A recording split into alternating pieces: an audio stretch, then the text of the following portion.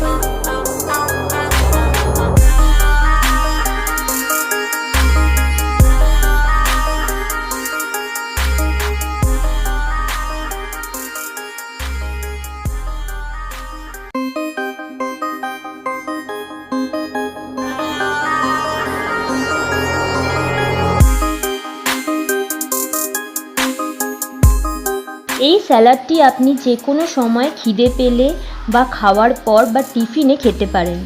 খুব সিম্পল এই স্যালাডটি বানান আর আমায় কমেন্টে লিখে জানান কেমন লাগলো। ভালো থাকবেন, বাই।